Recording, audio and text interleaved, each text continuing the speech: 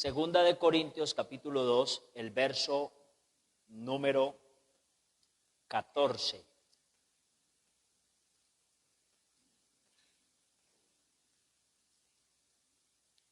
Amén.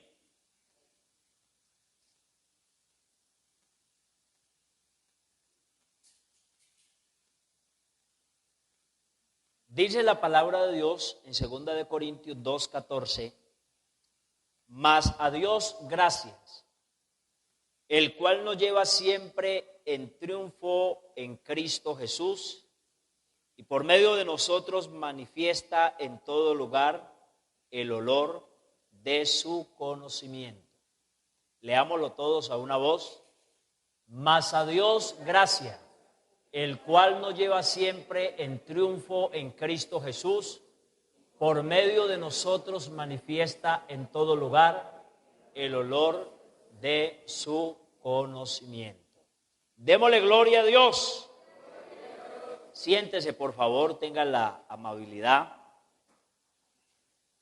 Y vamos en esta noche a tener una meditación de la palabra del Señor.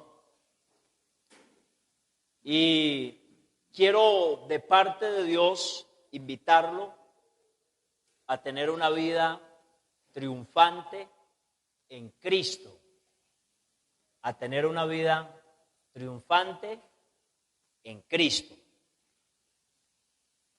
Y para ello hemos tomado este texto, el cual le refiere el apóstol Pablo a la iglesia en Corintios. Y comienza Pablo haciendo una exaltación, diciendo, mas a Dios gracia, el cual nos lleva siempre de triunfo en Cristo Jesús. Pablo está agradeciendo porque él reconoce que tiene una vida victoriosa. Y una vida victoriosa no supone el tener una vida en la que no hayan dificultades. Porque a veces uno interpreta que las dificultades propias o ajenas son las circunstancias que pueden empañar las victorias que uno puede llegar a vivir en Cristo Jesús. Cuando alguien habla de una victoria, es porque natural y automáticamente ha tenido que enfrentar una situación difícil o adversa y se ha sobrepuesto a esa situación, es decir, ha salido triunfante, ha salido vencedor, ha salido ganador. Usted no puede hablar de triunfo si usted no ha enfrentado nada. Usted no puede hablar de victoria si usted no le ha ganado a nadie. Y lo que Pablo está diciendo es que mas a Dios gracias, el cual nos lleva siempre de triunfo en Cristo Jesús, por medio de nosotros, manifestando olor grato en todo lugar. A veces trata de apoderarse una percepción en nuestra mente de que esas situaciones que vivimos en la cotidianidad, en el día a día, el problema personal, emocional, económico, la falta de empleo, la malquerencia de otras personas, son situaciones que vienen para empañar nuestra vida y llevarnos a adoptar un modelo de vida cristiana en el que posiblemente estemos afligidos y entristecidos espiritualmente, y ese estado es el que nos cohíbe de poder entrar a disfrutar las bendiciones que Dios tiene para nosotros. Pues mire, mi querido hermano, el apóstol Pablo dice que las aflicciones del tiempo presente no se pueden comparar con la gloria venidera que en nosotros ha de manifestarse. Y la vida cristiana se vive a través de la fe. Y la fe es la que genera la esperanza de un mañana mejor y aún la misma esperanza de poder gozarnos en medio de la prueba y en medio de las tribulaciones. Por eso es que el apóstol Pablo está diciendo que esas victorias y esos triunfos se los debemos al Señor. aquí ninguno de nosotros tiene la capacidad para llegar a pensar, a creer o a expresar que somos vencedores por nosotros mismos o que somos triunfantes por nosotros mismos. Pablo le está atribuyendo la razón del triunfo a que es Cristo Jesús el que nos lleva de triunfo en triunfo. Ese mismo texto de la palabra de Dios en la Biblia versión católica latinoamericana dice: gracias sean dadas a Dios que siempre nos lleva en el desfile de la victoria de Cristo y que por su misterio difunde por todas partes su conocimiento, al cual fragancia de olor agradable. El término triunfante viene de la raíz etimológica triunfo.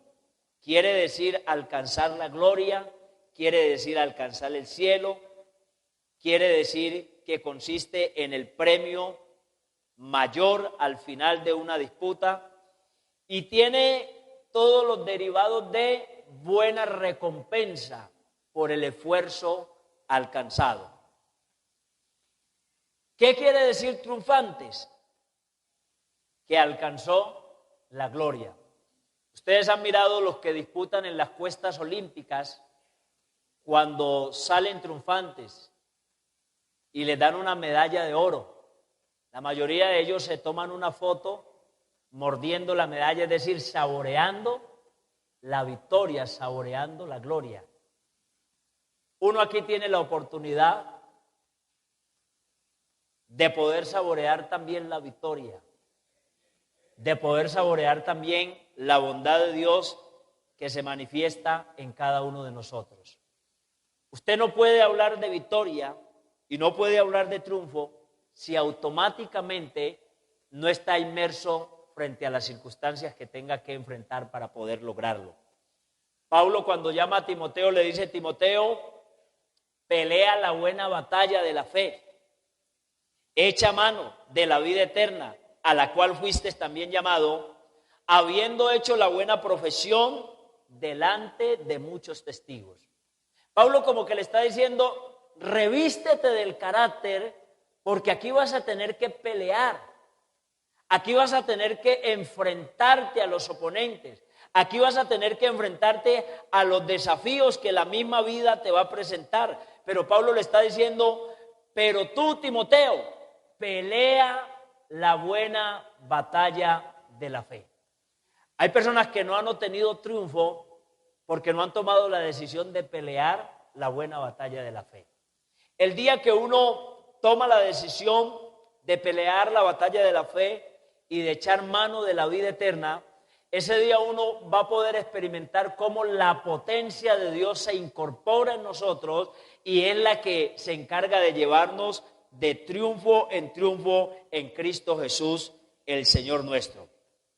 La Biblia dice en Efesios capítulo 6, el verso 12, porque no tenemos lucha contra carne ni sangre, sino contra principados, contra potestades, contra los gobernadores de las tinieblas de este siglo, contra huestes espirituales de maldad en las regiones celestiales. Una de las primeras cosas que el cristiano debe saber en esta área es saber quién está con él. Usted debe saber quién está con usted. Segundo, usted debe conocer a quién se está enfrentando. Uno tiene que conocer contra quién se está enfrentando. Usted está leyendo ese texto y ese texto está diciendo: porque no tenemos lucha contra carne ni sangre, sino contra principados y contra potestades. ¿Y cómo puede ver uno reflejado de su hermano? Mire, hay una obra, o hay un reino más bien, que se llama el reino de las tinieblas. Ese reino de las tinieblas tiene un líder, tiene un caudillo, que se llama Satanás. Satanás vino para matar, hurtar y destruir. y al servicio de ese reino de las tinieblas y de ese líder llamado Satanás, hay una cantidad de huestes espirituales llamadas demonios. Esos demonios son los que operan y a través de las personas que dan lugar al diablo, operan esos demonios para levantarse muchas veces contra nosotros. Cuando la Biblia dice que no tenemos lucha contra carne y sangre, lo que quiere referirse es que en sí no son las personas que actúan mal contra nosotros, sino el enemigo que toma ocasión en la vida de ellos para levantarse contra nosotros. El apóstol Pedro era un apóstol, era un hombre de Dios, pero hubo un momento en que le dio lugar al diablo y Jesús tuvo que decirle: apártate de mí, Satanás. Yo le pregunto, ¿usted cree que se lo estaba diciendo Jesús a Pedro o al demonio que había tomado ocasión en la vida de Pedro? Porque cuando yo no interpreto contra quién estoy luchando, cuando yo no conozco cuál es mi enemigo, entonces yo voy a trazar una estrategia de guerra que de pronto no va a ser la más acertada. A veces uno cree que el problema es el esposo o la esposa o la mamá o no son las personas, son las influencias que toman el control de la vida de esa persona. Porque así como el Espíritu Santo toma el control de la vida de los creyentes y los conduce para hacer lo que es bueno, también el diablo tiene sus astucias y la Biblia dice: no ignoréis las maquinaciones de Satanás. Así como Dios gobierna y mueve los hilos de la vida de los creyentes, la mente de la vida de los creyentes, también el enemigo mueve y mueve los hilos de la mente de aquellos que no le han entregado su vida al Señor. Entonces yo tengo que saber muy claramente contra quién estoy luchando. Y cuando yo sé contra quién estoy luchando, entonces yo tengo la capacidad de revestirme en Dios y de poder trazar un plan de acción para poder enfrentar al enemigo que se opone. Uno mira, por ejemplo, en las cuestas deportivas como el fútbol, cómo los técnicos se van al estadio para ver jugar al equipo que van a tener que enfrentar mañana. Y están mirando sus movimientos, sus hombres más hábiles, la forma como plantean el partido, lo que quieren alcanzar, y ellos tienen lápiz y tienen papel y están apuntando. Y cuando se reúnen con sus jugadores para enfrentar a ese equipo que ya vio, ese técnico ya ha estudiado la dinámica del equipo que tiene que enfrentar. Hermano, el diablo saca tiempo para estudiar la vida de los hijos de Dios y trata de conocer cuál es la falencia o la debilidad. Y por la pierna que el diablo se dé cuenta que usted cojea, por allí lo va a atacar. Por eso la Biblia dice: ni deis lugar al diablo. Porque cuando él tenga que enfrentarnos, sabrá cómo atacarnos. Pero de algo yo estoy seguro, hermanos, que poderoso es Dios para guardarnos, que poderoso es Dios para ayudarnos, que poderoso es Dios para darnos la victoria en medio de la dificultad. Pero usted tiene que tener una mentalidad y un revestimiento de querer tener una vida triunfante, de querer tener una vida victoriosa. Todos los que espiritualmente estamos sanos, anhelamos tener una vida de victoria. Anhelamos después de cada disputa poder salir triunfante, poder salir victorioso, poder salir levantando las manos en señal de victoria. Eso es algo que lo anhelamos todos. Cuando en algún momento Jacob tuvo que ir a enfrentar una situación personal y una guerra, Jacob se para en la brecha de la fe y en Génesis capítulo 28, el verso 20 dice: e hizo Jacob voto, diciendo: si fuere Dios conmigo y me guardare en el viaje en que voy y me diere pan para comer y vestido para vestir, y si volviere en paz a casa de mi padre, Jehová será mi Dios. y esta piedra que he puesto por señal será casa de Dios, y de todo lo que me diese el Señor el diezmo apartaré para mí. Jacob tiene un momento de preparación y dice: Señor, voy a tener que ir a enfrentar una situación que no es fácil. Es una guerra, es una lucha, es algo personal que yo tengo que ir a enfrentar. Pero antes de ir a enfrentarlo, yo quiero hacerle a usted una promesa. Yo quiero prepararme, porque yo no quiero salir de allá derrotado. Yo quiero salir triunfante, yo quiero salir victorioso. Y le dice: Señor, si usted hace esto conmigo, yo me comprometo a tales cosas. ¿Sabe qué estaba haciendo Jacob? Estaba echando mano de un principio que se llama fidelidad en Dios. Y ese principio de fidelidad dice en la Biblia que Dios honra a quienes a Él le honran. Y Jacob estaba negociando, él tenía una capacidad o una habilidad para negociar. Y le estaba diciendo: Señor, vea, si usted me guardare en este viaje y me diere pan para comer y vestido para vestir, si yo volviera en victoria, entonces yo lo que voy a hacer con usted cuando regrese es esto. Pero lo que Jacob estaba reseñando es que él quería regresar en victoria. Mire, mi querido hermano, cuando Pablo les habla a los hermanos en Roma, les resume una situación o un sinnúmero de realidades que se abordan en una batalla espiritual como las que nosotros comúnmente tenemos que vivir. Y Pablo le dice a los hermanos en la carta que le escribe a los romanos, en el capítulo 8, Pablo dice: y sabemos que a los que amamos a Dios, todas las cosas nos ayudan para bien. La palabra todo no es relativo, es absoluto. Quiere decir que aún en los aparentes momentos más difíciles, allí se puede glorificar Dios para darnos la victoria. Y sabemos que a los que amamos a Dios, todas las cosas nos ayudan para bien. O sea que si yo anhelo que me vaya bien en todas las cosas, el principio que yo debo practicar es amar a Dios, porque a los que amamos a Dios, todas las cosas nos ayudan para bien. Esto es a los que conforme a su propósito son llamados.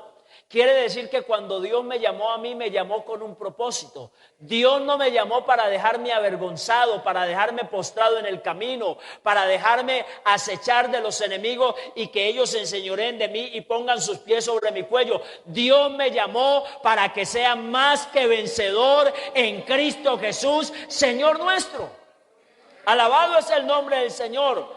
Porque a los que antes conoció, también los predestinó para que fuesen hechos conforme a la imagen de Dios, para que Él sea el primogénito entre muchos hermanos. Y a los que predestinó, a estos también llamó, y a los que llamó, a estos también justificó, y a los que justificó, a estos también glorificó. Y dice: ¿qué pues diremos? Si Dios por nosotros, ¿quién contra nosotros? Un principio de garantía de victoria es saber que Dios está conmigo. En ocasiones, hermanos, nos detenemos más tiempo para mirar lo grande que es el enemigo que para mirar el poder de Dios que está con nosotros. Alguien dijo en alguna ocasión que debemos dedicar más tiempo, no para decirle a Dios qué grande es nuestro problema, sino para decirle: problema, qué tan grande es el Dios que nosotros tenemos. Un lenguaje de victoria es el que se atreve a creer que independientemente como se levanten las olas, en el nombre de Jesús levantaremos bandera, porque somos más que vencedores en el nombre del Señor. A veces hay cosas que adormecen, que matan, que subyugan el ánimo cristiano.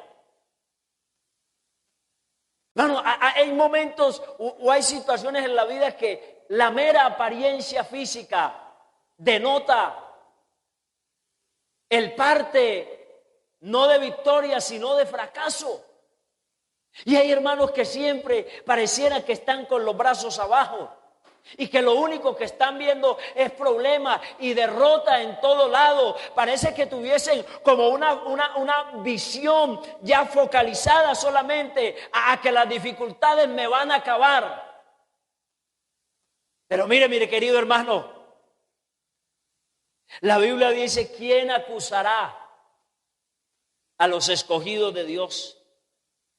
Y dice el apóstol Pablo, escribiendo más adelante: ¿qué nos separará del amor de Dios? ¿Qué nos separará del amor de Dios? Y comienza Pablo a decir: prueba, peligro, tribulación, hambre, peligro, espada, desnudez, y saca un listado de las situaciones reales de la vida cristiana. Pero parece que al terminar como que las toma en sus manos y con un parte de victoria dice: antes en todas estas cosas somos más que vencedores por medio de aquel que nos amó. Alabanzas al nombre del Señor, alabanzas al nombre del Señor. Antes en todas estas cosas somos más que vencedores por medio de aquel que nos amó. No podemos hablar de triunfo si no enfrentamos lo que tenemos que enfrentar. ¿Qué tiene que enfrentar usted? Y a veces lo primero que nos toca enfrentar en la ruta de la conquista, lo primero que tenemos que conquistarnos es a nosotros mismos. A quienes tenemos que convencernos es a nosotros mismos. Porque un hombre que duda no actúa. Pero alguien que está convencido se atreve a creer, se atreve a asumir el desafío. Ninguno de los que estaban en la línea de batalla de Israel creyeron que podrían derrotar al gigante, por eso nunca se atrevieron. Pero David, desde la sencillez del corazón y desde el respaldo de la unción de Dios que tenía en él, desde que lo vio y lo escuchó hablar, creyó que el Dios que él tenía era poderoso y que era capaz de darle la victoria sobre ese filisteo incircunciso.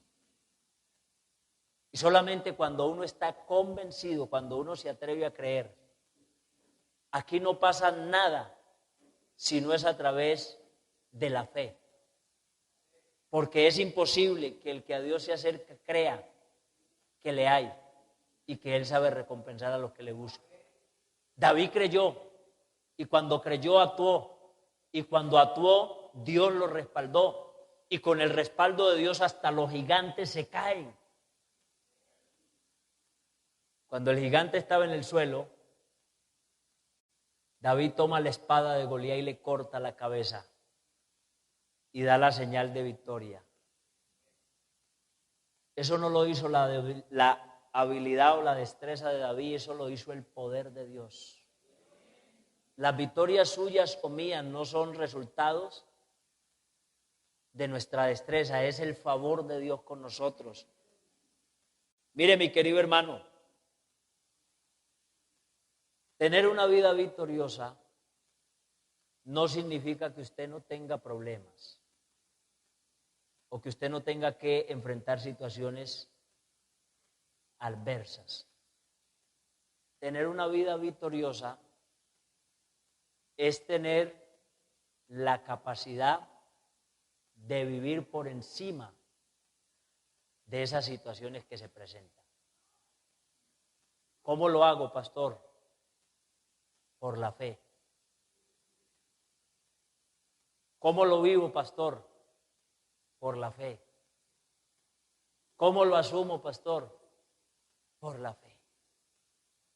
¿Sabe que hace algunos años, hace más o menos unos 14 años, me invitaron a predicar a una congregación en la ciudad de Cali? Y estábamos en el culto de evangelismo, un culto muy bonito, con muchos amigos. Y cuando estábamos en el culto, hubo una joven que empezó a tener una manifestación de posesión de demonios en la parte de atrás. Pero entendimos que era la estrategia del enemigo para sabotear el culto y lo que Dios quería hacer esa noche. Y el pastor de esa congregación me dijo: pastor, yo voy a ir a atender ese asunto porque usted ya va a pasar a predicar. Predique con libertad la palabra. Y yo me puse a predicar y él se fue. Tomaron la joven y la pusieron en una casa enseguida que había, que pertenecía a la iglesia. Y fue un culto muy bonito donde muchos amigos tomaron la decisión de entregarse a Cristo.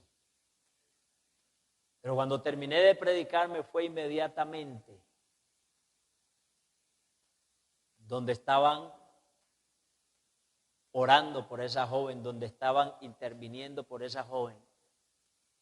Y a mí me llamó mucho la atención porque cuando entré, el demonio o el espíritu que estaba en esa joven hablaba a través de ella. Y decía el espíritu a través de esa joven: yo sé que lo que ustedes predican es verdad. Y cuando la gente viene aquí al templo donde ustedes adoran ese Dios, la gente de aquí se va sana, decía el espíritu a través de la muchacha. Y decía: el Dios de ustedes los sana a ellos.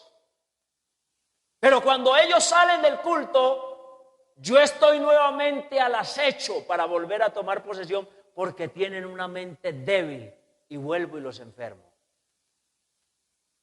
Y eso a mí me hizo entender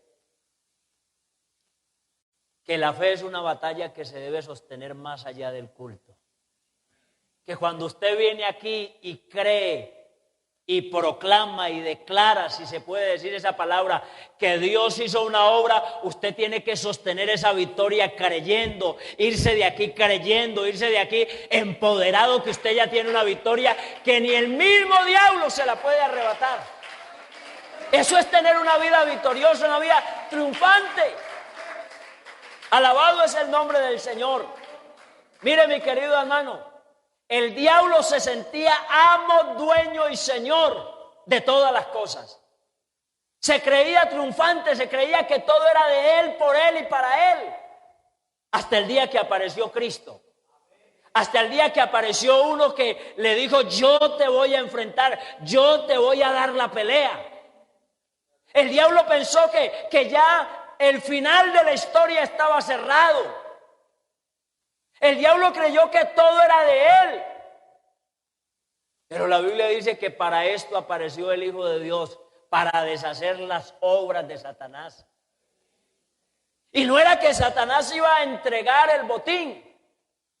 ¿No cree usted que el resultado de la gracia, de la salvación, de la sanidad, del gozo que tenemos hoy en el corazón es porque el diablo tuvo un reconocimiento y dijo: sí, Señor, usted es amo, dueño y Señor, aquí le entrego, le devuelvo? No, Señor, el Señor peleó, el Señor vino y le quitó el botín al valiente, tuvo la victoria sobre el enemigo y es la victoria que le ha entregado el Señor a la iglesia.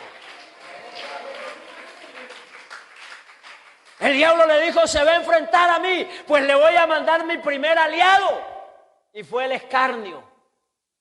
Y usted sabe lo que hicieron con el Señor.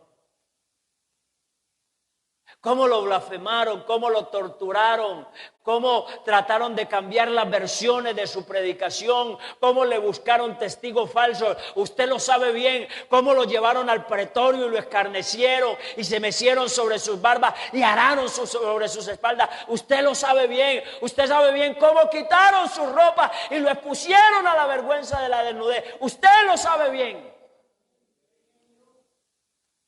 Usted sabe cómo el diablo convocó todas las huestes espirituales de maldad para que vieran a Cristo avergonzado en el Calvario. Por eso el apóstol Pablo dice que los exhibió públicamente. Ellos vinieron como para decirle a Jesús, es que aquí jugamos de local nosotros. El diablo es el dueño del balón, es el dueño de la cancha y nosotros vinimos a corear. Hermanos, convocó todas las huestes de maldad y el diablo se creía triunfante. Y el as bajo la manga que el diablo tenía para la destrucción, su mayor arma, se llama la muerte. Y cuando Jesús la tiene que enfrentar, entendió que no era fácil, pero dijo, la enfrento. Si es posible, pasa de mí esta copa. No quiero, pero si me toca, la enfrento. Hay cosas que no queremos vivirlas. Pero si vamos en la ruta del cielo, tenemos que vivirlas. Porque es necesario que a través de muchas pruebas y dificultades entremos en el reino de los cielos. Aquí no se le va a regalar nada a nadie. Usted quiere ser salvo, tiene que pelear la buena batalla de la fe. Usted quiere victoria, usted quiere triunfo, tiene que revestirse y pelear la buena batalla de la fe.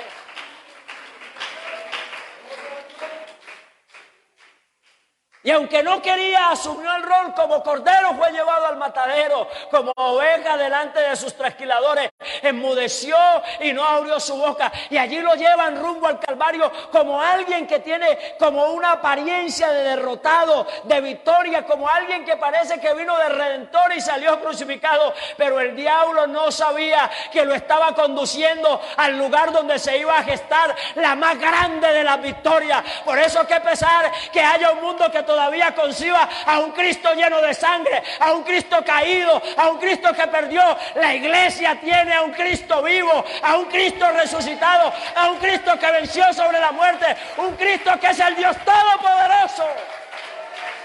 Esa es la señal de nuestra victoria. Alabado es el nombre del Señor.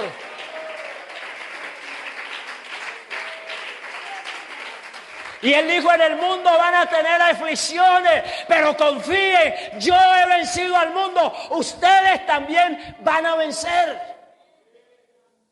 O sea que para tener victoria hay que revestirse del carácter. Y cuando la Biblia habla del olor de Cristo, ¿sabe qué es el olor de Cristo? El olor de Cristo es el conocimiento. Dependiendo cuál sea su grado de conocimiento, así su vida volverá a una vida de victoria o a una vida de fracaso. Cuando usted ve a un hermano que a toda hora esté por allí como pollito con fiebre, y es que el diablo, todavía no tiene conocimiento de quién es su Dios. Porque aquí no es el diablo el que determina. Si Dios con nosotros, ¿quién contra nosotros? Y aunque el diablo se muestre como uno grande, por encima de uno grande hay otro más grande que está sobre todas las cosas. Y ese es el Cristo que yo predico. Ese es el Dios que tiene esta iglesia. Así que revistámonos de la gracia. Revestámonos, hermanos, del carácter del Espíritu. Y digamos, somos más que vencedores por medio de aquel que nos amó. Somos triunfantes frente a la enfermedad, frente a los problemas personales, porque Dios está con nosotros. Mire, hermano, dice una canción por ahí que cuando más se oscurece es porque va a amanecer.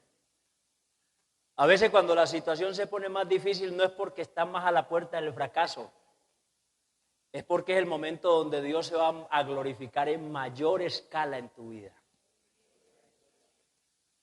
Jesús entregó su espíritu y dijo, consumado es. Y el sol se ocultó. Las piedras se dieron una con otra. Los sepulcros se abrieron. Los que estaban alrededor de la escena dijeron, verdaderamente este hombre era justo. ¿Y usted se imagina cómo salió el diablo cuando Jesús bajó la cabeza y entregó el espíritu? Consumado es. Yo me imagino al diablo como el que sale en hombro en una plaza de toros ovacionados por todos los demonios, diciendo, ¿se los dije o no se los dije? Que se los traía aquí y que aquí se los mataba, se los entregaba. Mírenlo, ¿Se los dije o no se los dije? Yo me imagino al diablo sacando peso. Porque el que sanaba a los enfermos había dejado de respirar. Porque el que le había devuelto la vida a algunos muertos ahora ya no existía. Porque el que se había presentado como la esperanza de Israel ahora ya está cesante, murió. Yo me imagino al diablo saliendo en hombro del Gólgota diciendo: yo les dije que la victoria es mía. Ah, diablo, qué equivocado estás. Tuvo la sensación de un imperio que duró algo menos de 3 días. Porque aunque le mandó toda la hueste de muerte y le dijo a la muerte: agárrelo, mátenlo, sosténgaselo, llévenlo a la profundidad de la tierra y agárrelo. La Biblia dice que al tercer día la muerte no le pudo retener, la muerte no pudo soportar a Cristo. Por eso Él es la primicia de los que resucitan. Y Él tuvo que pararse para decirle a la muerte: me suelta, muerte, yo seré tu muerte, sepulcro, yo seré tu destrucción. Y el que estaba muerto volvió a la vida. Y vienen las mujeres para ofrecer mirra e incienso allí a la tumba de Jesús. Pero cuando llegan se encuentran que la tumba está abierta y hay unos muchachos alrededor de la tumba y le preguntan: ¿y ustedes qué vienen a hacer? Venimos a ungir los pies del maestro. Y él le dice al maestro: no, ustedes están equivocadas. ¿Por qué buscan entre los muertos al que está vivo? Él no está aquí, Él ha resucitado, Él tiene la victoria, Él es el Cristo de la victoria. Vaya y diga a Pedro y a los otros que va delante de vosotros.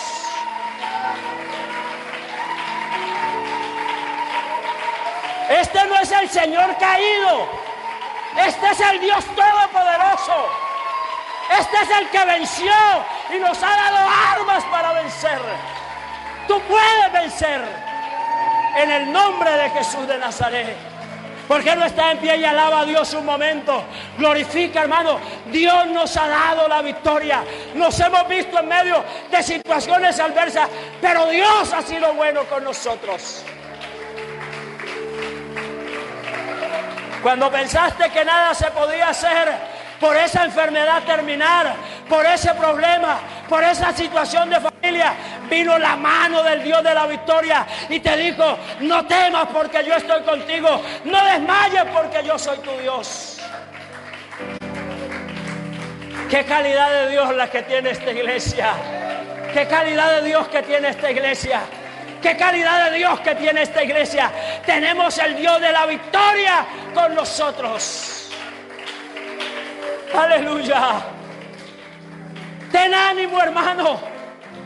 A los que amamos a Dios, todas las cosas nos ayudan para bien. Señor mi Dios, te adoramos y te bendecimos. Y te damos gloria, honra y loor por tu grandeza. Tú nos has dado la victoria, Señor. Nos has sostenido. Oh Dios, a veces se acaban nuestras fuerzas, pero tú eres nuestra fuerza, Señor. Señor, ayúdanos a creer y a entender que cuando esto corruptible se haya vestido de incorrupción y esto mortal se haya vestido de inmortalidad, entonces se cumplirá la palabra que está escrita: sorbida es la muerte en victoria. Juan estaba en la isla llamada Palmo y parece que está derrotado, que el diablo lo arrinconó, que lo llevó para que muriera solo, desterrado en la isla. Pero cuando se están acabando sus fuerzas, llega el Dios de la victoria, el Dios de la compañía, y lo encuentra angustiado, como puede estar alguien en esta noche, creyendo que ya no hay nada. Pero cuando Juan está en esa condición, viene el Dios Todopoderoso y le dice: Juan, no llores más. Tranquilo, Juan. He aquí el león de la tribu de David ha vencido y tiene en la mano las llaves de la victoria. Dígale, Señor, quiero una victoria. Dígale, Señor, quiero una vida victoriosa. En el nombre de Jesús. Sobre esa situación difícil que puedas estar viviendo, hay victoria en el nombre de Jesús. Sobre esa enfermedad invasora que puedas estar experimentando, hay victoria en el nombre de Jesús. Sobre esa crisis financiera, sobre esa crisis emocional, hay victoria en el nombre de Jesús. Aleluya. Adóralo, adóralo, adóralo, adóralo, adóralo, adóralo. Adóralo, adóralo. Está aquí para darte la victoria esta noche.